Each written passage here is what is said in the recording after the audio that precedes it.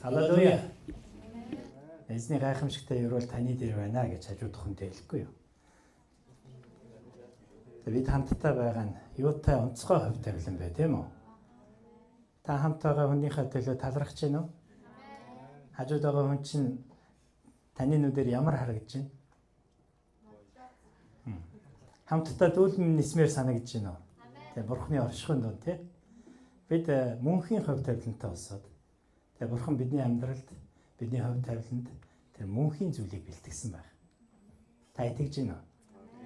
Өнөөдрийн өнөөдрийн амьдрал, өнөөдрийн бидний хийж байгаа ажил үйлс, өнөөдрийн бидний сурж боловсрч байгаа цаг хугацаа гэдэг тэр бүх зүйлээс тэг үл шалтгаалan Бурхан бидний амьдралд тэр мөнхийн хувь тавиланг бэлтгэсэн байна. Тийм учраас та Бурхантай хамт алхаарай. Тэгээд орой бүр бас үнэхээр Библи уншлах дээр хамт байгаа гэж итгэж байна.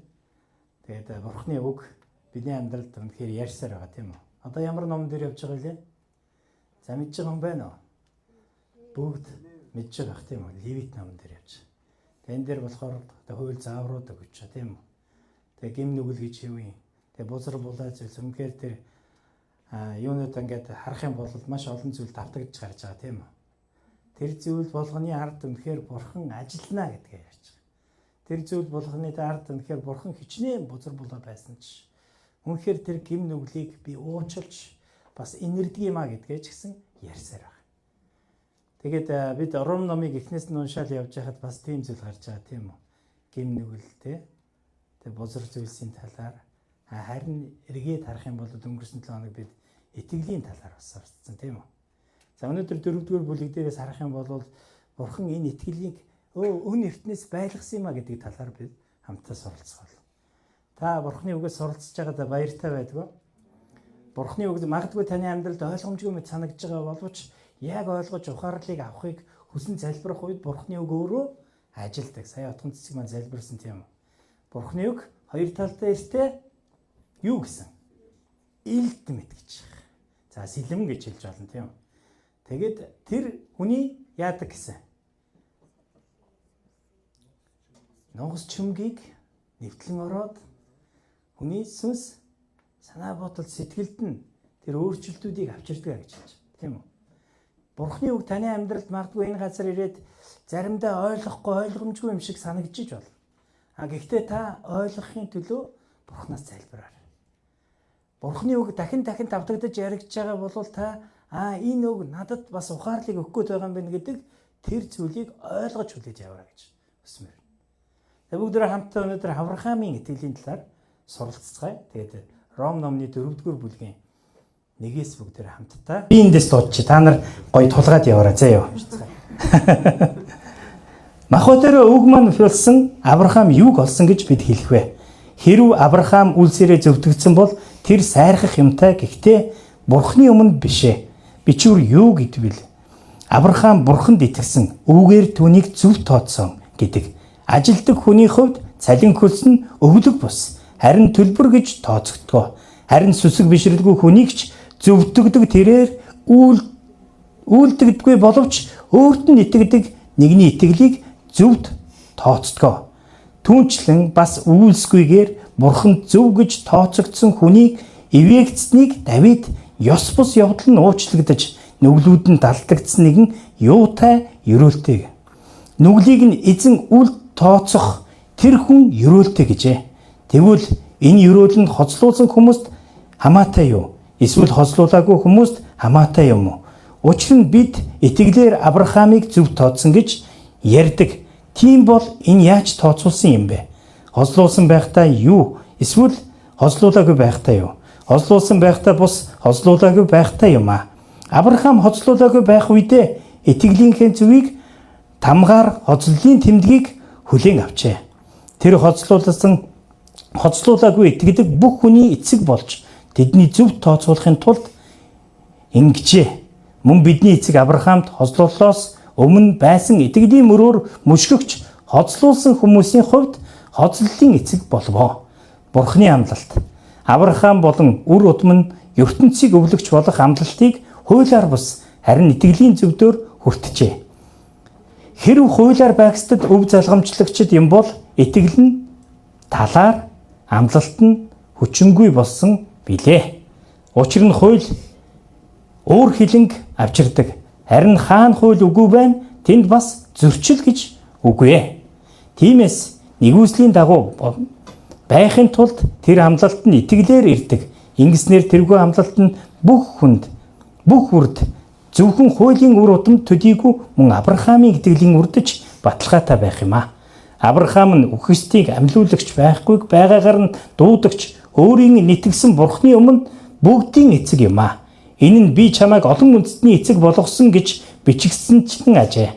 Найдварын дээд найдвараар тэр итгэсэн бөгөөд өөр удамч нь ийм олон болно гэж урд нь айлдсан ёсоор түүнийг олон үндэстний эцэг болгосон юм аа. Тэр 100-аад насалсан тул би энэ нэгэнт өгшөрснийх болон Сарагийнх нь нумайч үхтэнг болсныг мэдэн хэдий ч итгэлээр дороодсонгүй. Бурхны амлалтын талаар тэрээр үл итгэн тэнгэлзэх бус харин ч итгэлээр хүчрхэгчтэй. Бурхан далдрыг нь өргөж амласнаа биелүүлж чадвартайд нь бүрэн итгэсэн гэж байлаа. Тиймээс итгэлээр нь түүнийг зөв тооцсон ажээ. Тэр ийм тооцогдсон гэжсэн зөвхөн түүний тухай бичсэн биш. Эзэн Есүсийг маань үхсдээ самлуулсан түүнд мөн итгэх бидний төлөө билээ. Бидний хилэнцээс болж Есүс тушаагдсан бөгөөд түүнийг зөвтгөхийн төлөө амьдсан юм аа. Амен. За Есүс биднийг яахын төлөө амьдсан гэж? Зөвтгөхийн төлөө. За энэ дээр 4-р бүлгээс харах юм бол 4-р бүлэг дээр Паул энд Авраамыг жишээ болгон авч байгаа тийм үү. 1-р ишлэл дээрээс харах юм бол Авраамыг эвгээр нь дамжуулан гэсэн.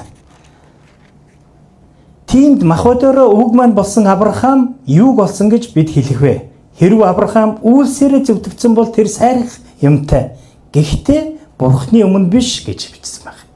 За энэ дээр Паул Авраамыг юудэчдийн хувьд одоо тэ Авраам болвол маш үнцэнтэй бас үлгэр дуурал нь болсон тэр нэгэн гэдгийг Паул тодорхойлж байгаа. За Паул энэ дээр юу гэж байгаа вэ? Юудэчүүд бол хэний үр удам блэ?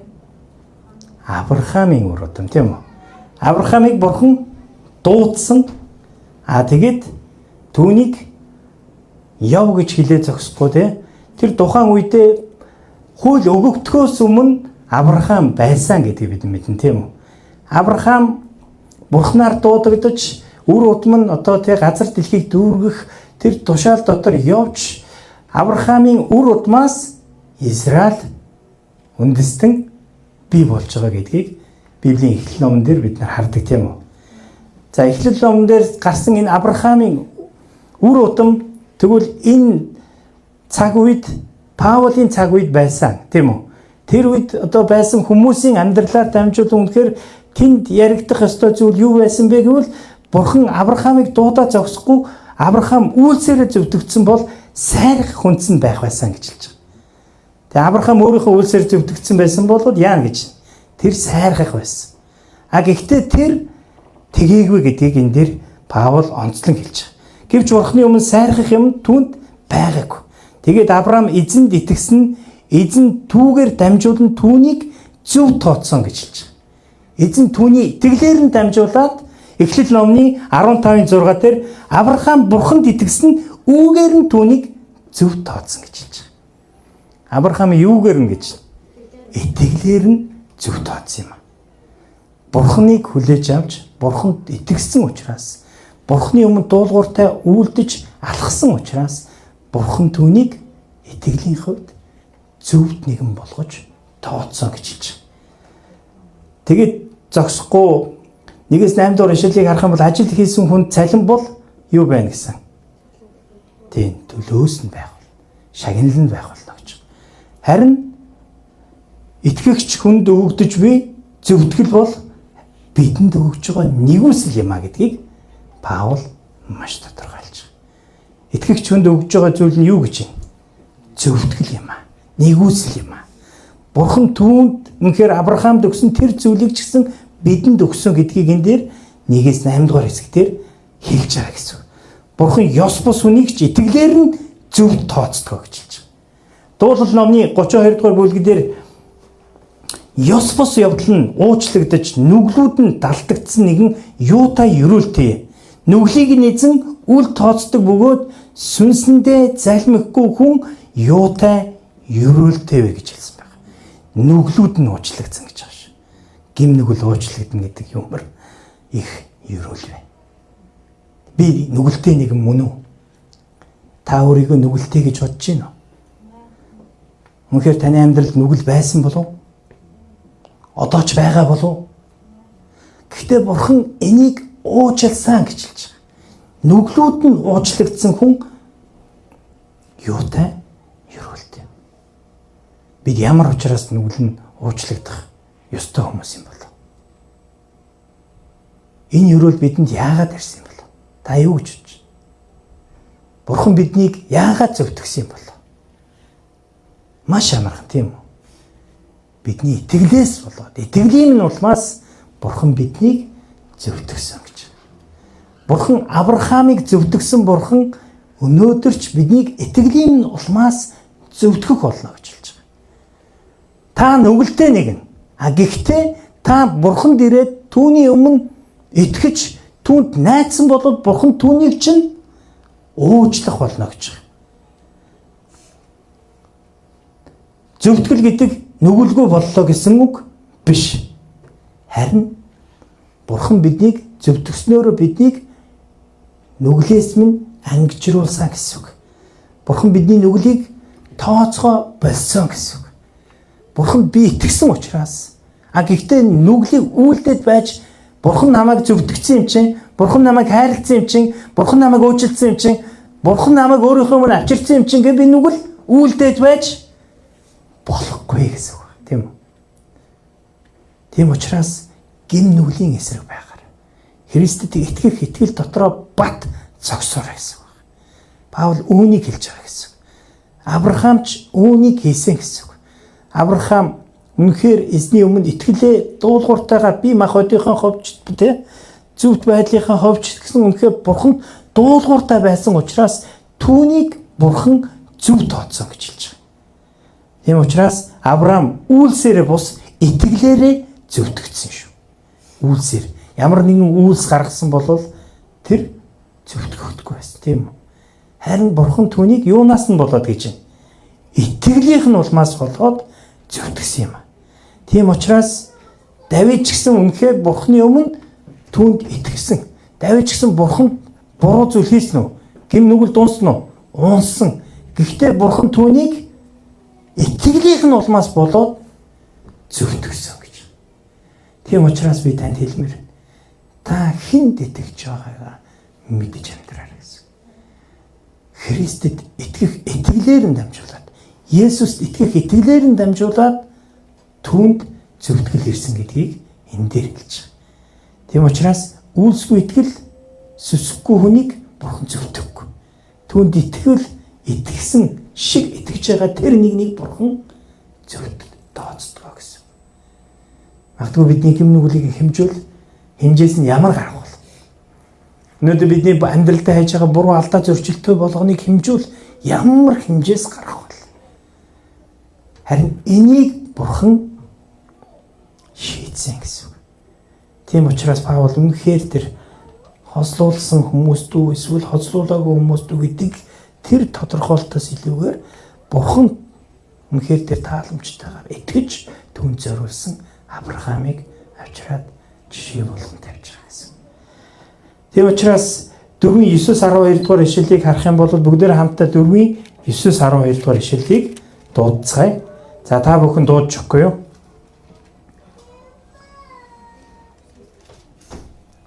Тэгвэл энэ ерөөл нь хоцлуулсан хүмүүс хамаатай юу? Эсвэл хоцлуулаагүй хүмүүс хамаатай юу? Учир нь бид итгэлээр нь Бурхан Авраамыг зөв тооцсон гэж ярьдаг. Тийм бол энэ нь яаж тооцсон бэ? Хоцлуулсан байхдаа юу? Эсвэл хоцлуулаагүй байхдаа юу? Хоцлуулсан байхдаа бус хоцлуулаагүй байхдаа юу? Авраам хоцлуулаагүй байх үедээ итгэлийнхээ зөвхөн хамгаар хоцлолын тэмдэг бүлээн авчээ. Тэр хоцлуулаагүй итгэж бүх бүхний эцэг нь болж тэднийг зөв тооцоолохын тулд иржээ.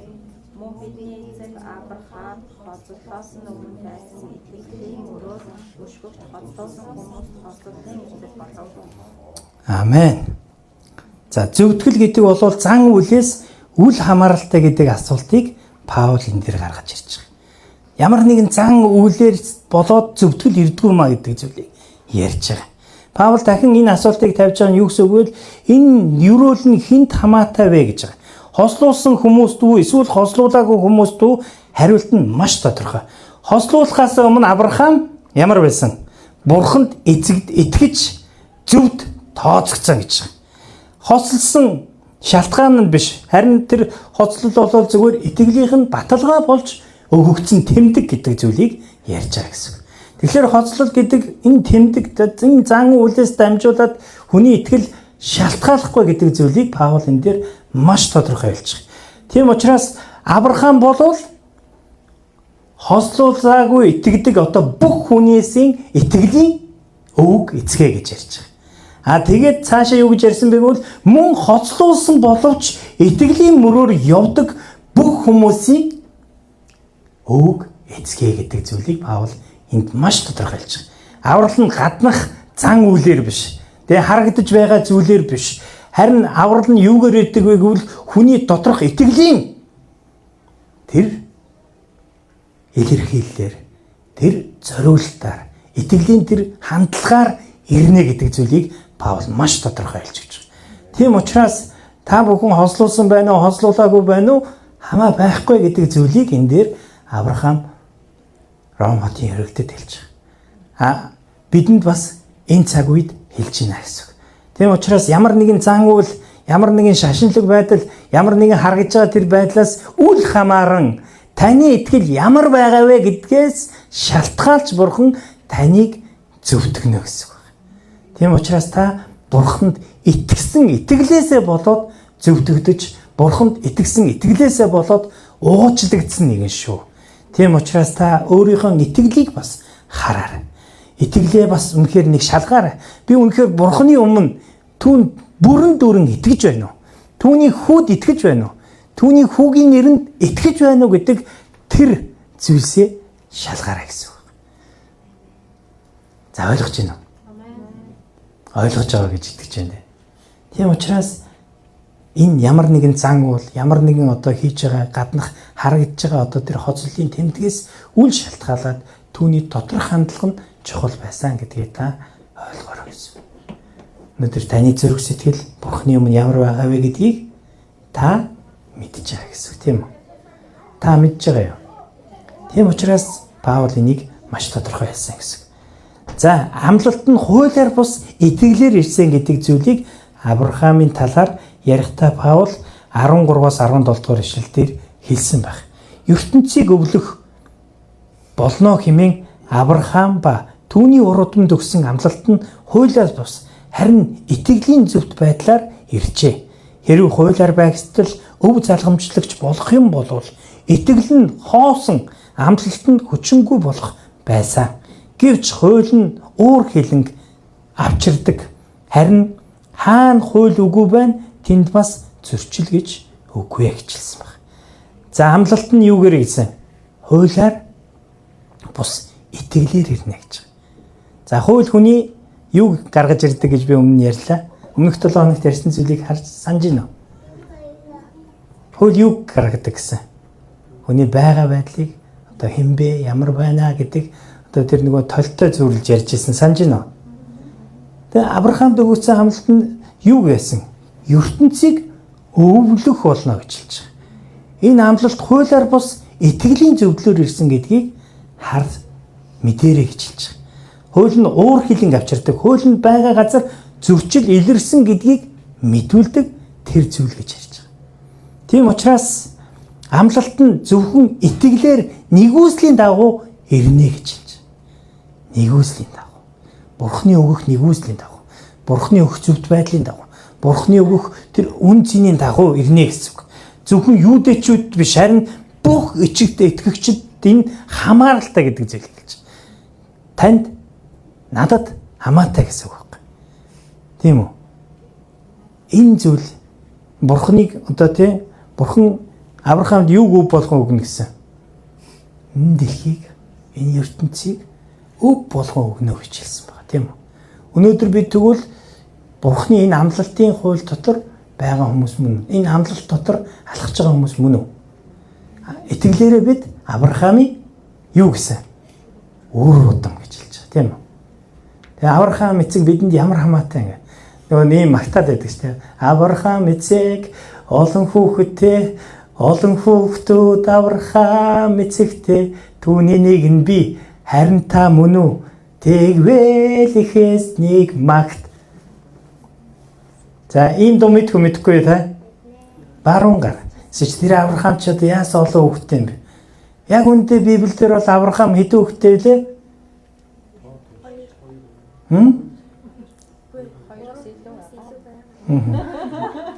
Тэг. Яг амлалтын хэдэн хүүхэдтэй? Нэг. Түүгээр дамжуулаад үндэстэн бий болно гэж хэлсэн. Тэгээд зогсгүй тэр үндэстэн Авраамын итгэлээс болоод энэ газар дэлхийг дүүргэх болно гэсэн энэ амлалтын дагуу тийм Бурхан ярьж байгаа гэсэн. Тийм учраас бид Авраамын итгэлийн дагуу түүний хувьд түүний хуулиар үнэхээр түүний зөвхт байдлаар түүний эзэн итгэлээр дамжуулаад Бурханаар дуудагдсан хүмүүс байна. За тэгээд 4:18-аас 22-ыг харах юм бол Авраамын итгэлийн чанарын дагуу гарч тийм үү? Авраам өөрөө ямар хүн байсан? За хэдэн настай хүн байсан гэсэн. Энд дээр 18-аас бүгдээр хамтдаа дуудах уу? За бүгдээр хамтдаа 16-аас нь дуудчих. Тиймээс нэгүслийн дагуу байхын тулд тэр амлалт итгэлээр ирдгэн ингэснээр тэрхүү амлалт нь бүх үрд зөвхөн хуулийн үр удам төдийгүй мөн Авраамын итгэлийн үрдэж баталгаатай байх юм а. Авраам нь үхэгсдийн амьлуулагч байхгүйг байгаагаар нь дуудагч өөрийн итгэсэн Бурхны өмнө бид бүгдийн эцэг юм а. Энэ нь би чамайг олон үндэстний эцэг болгосон гэж бичигдсэнчлэн ажээ. Найдах аргагүй тэрээр найдан итгэсэн тул үр удамч ийм олон болно гэж урд нь түүнд айлдсан ёсоор тэрээр олон үндэстний эцэг болсон юм а. Тэрээр 100-аад наслсан тул би нэгэнт өгшөрснийг болон Сарагийнх нь умаач өхмөл болсныг мэдсэн хэдий ч итгэлээр дороодсонгүй гэж. Тэгээд юу яасан гэж байна? Бурхны амлалтын талаар тэрээр үл итгэн тэнгэрлцэх бус харин ч итгэлээр хүчрхэгжиж Бурхны алдрыг өргөн амласнаа биелүүлэх чадвартай чадна бүрэн итгэсэн байлаа. Тиймээс итгэлээр нь түүнийг зөвд тооцсон юм аж.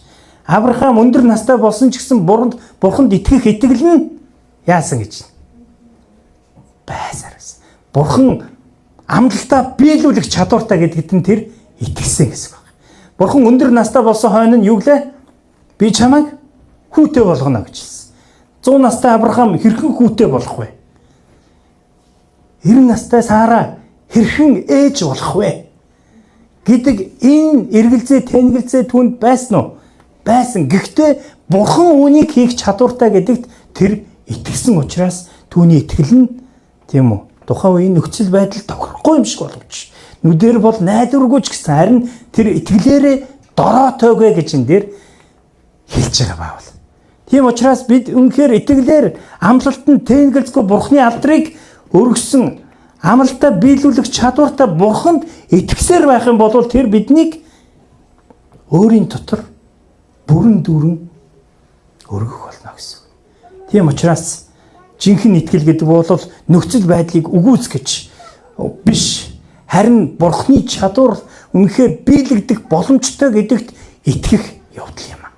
Тийм учраас Бурханд итгэл найдвуулаа бүрэн тавь. Авраам үнэхээр Бурханд боломжгүй зүйл гэж байдгүй гэдэгт Бурхан чадвартай гэдэгт бүрэн дүүрэн итгэсэн учраас түүнийг Бурхан зөвхт байдал дээр авчирсан юм. Өнөөдөр та Бурханы өмнө итгэлээр хэр алхаж байна. Бурхан таны өмнө үнэхээр танд боломжгүй зүйлсийг боломжтой болгоно гэх цаг үе та түүнд итгэж чадж байна уу? Найдаж байна уу? Бурхан үнэхээр таны амьдралд гайхамшигтай үйлдэнэ гэж хэлж байхад та түүнд итгэж найдаж чадж байна уу? Бурхан та хэр их итгэл найдвараа тавьж байна. Бурхан үнэхээр таны итгэлийн дагуу таны амьдрал тэр зөвхт байдлыг бий болгож чадна гэдэгт та итгэж гин үү?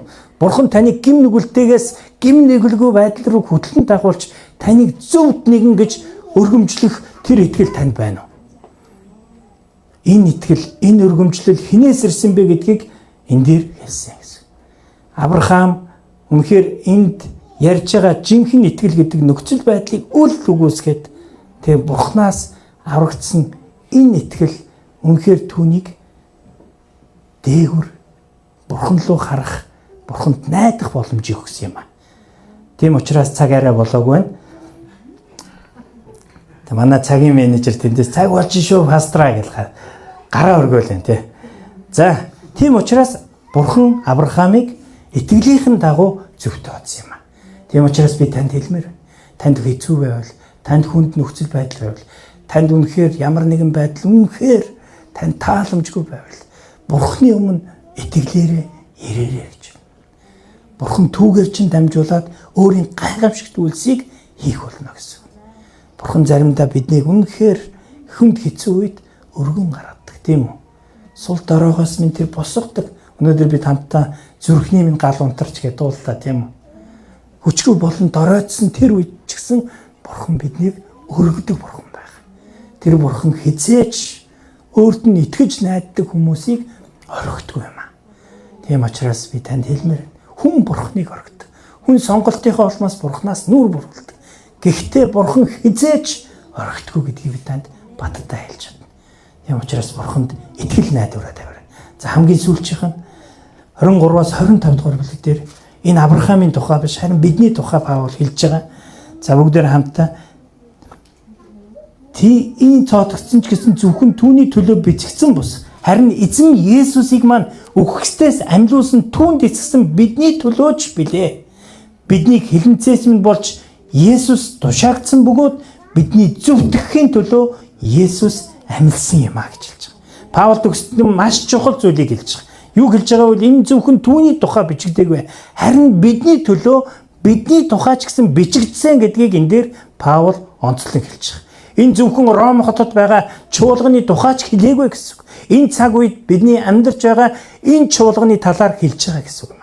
Есүст итгэх итгэлээ бидний нүглийн төлөө тушаагдсан түүнд итгэх итгэлээ бүү алдаараа гэж хэлж байгаа. Тийм учраас хажуудах найздаа хэлэхгүй юу? Есүст итгэх итгэлээ бидний нүглийн төлөө тушаагдсан түүнд итгэх итгэлээ бүү алдаараа гэж хажуудах найздаа хэлээрэй. Биднийг зөвтгөхийн төлөө Есүс бас үхлээс амьдсан юм а. Есүс биднийг яахын төлөө үхээд амьдсан гэж байна.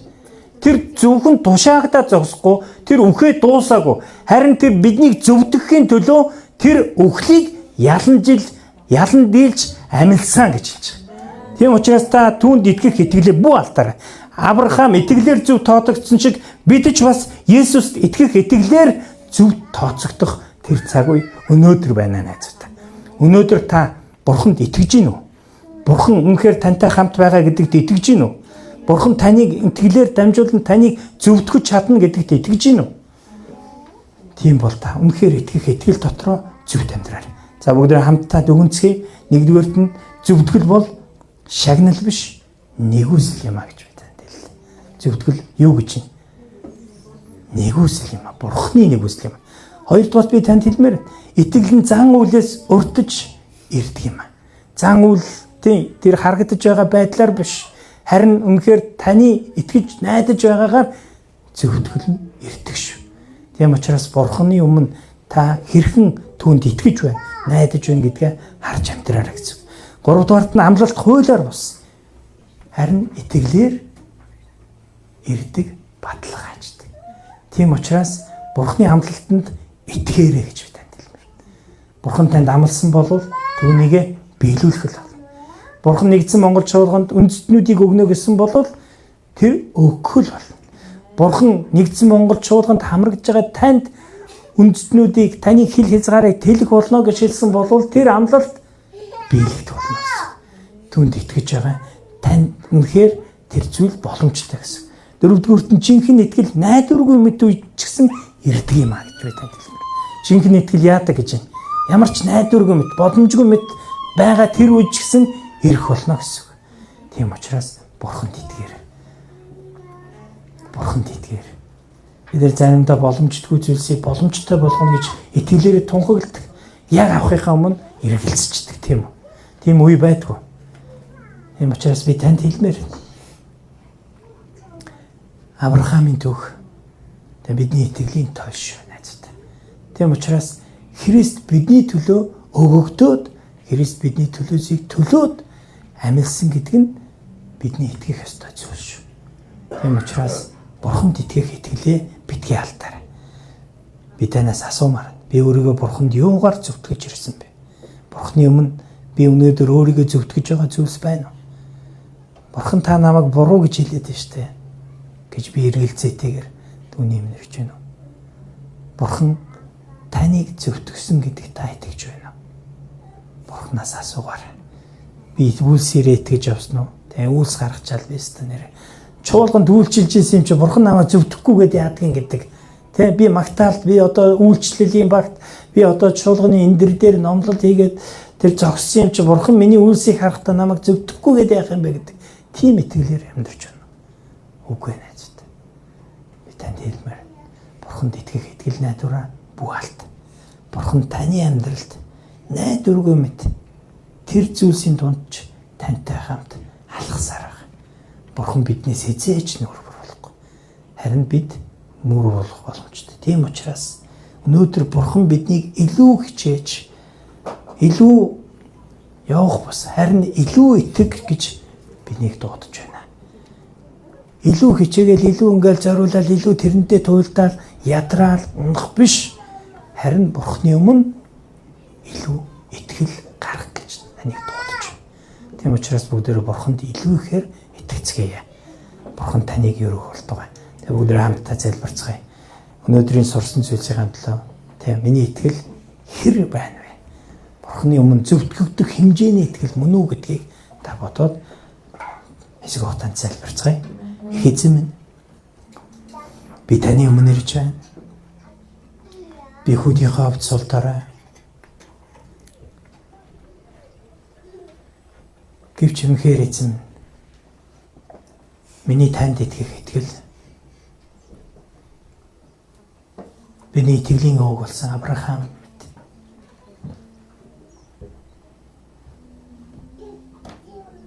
зөв тоодглох тэр итгэлийн хэмжээг та бидний амьдралд байлгаж өгөөч. Бид үнэхээр ямар нэгэн зан үйл, ямар нэгэн үнэхээр тэр байгаа харагдаж байгаа бодит байдлуудад илүү түшиглэх биш. Бидний нүдэнд харагдахгүй, бидний гаалт мэрэгдэхгүй, бидний сэтгэлд мэдрэгдэхгүй ч бидний тунд ажилласаар байгаа Бурхан танд найдах найдвар итгэл дотор урагшлага таацлаач. Та биднийг жинхэнэ итгэл дотор хөтлөн дагуулаач.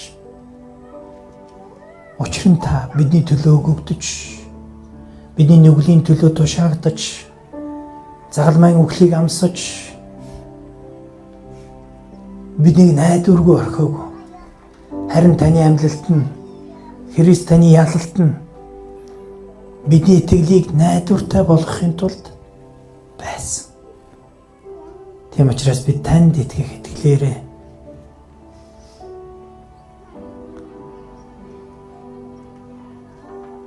урагшлагад таацлаач.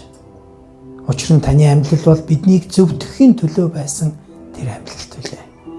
Биднийг ялалтууд хөдлөхийн төлөө байсан тэр амьлалт үлээ. Тийм учраас Есүс танд итгэх итгэл дотор бид урагшлагад та биднийг хөтлөн дагуулаарай. Таны гайхамшигтай нэрэнд өргөж байна. Есүсийн нэрээр. Амен. Амен. Биднийг зөвтгөгч нь Есүс Христ юм аа. Тийм учраас Христэд итгэх итгэл найдвар дотроо өлөө бат илүү сууртай байгаарай гэж хажуудахындээ хэлээ. Тэг бүх анхаарай. Тэг Христэд итгэх итгэл чинь таныг зөвтгөдгийн шүү гэж. Учир нь Христ бидний төлөө амьдсан юм аа. Есүсийн нэрээр өрөөж байна.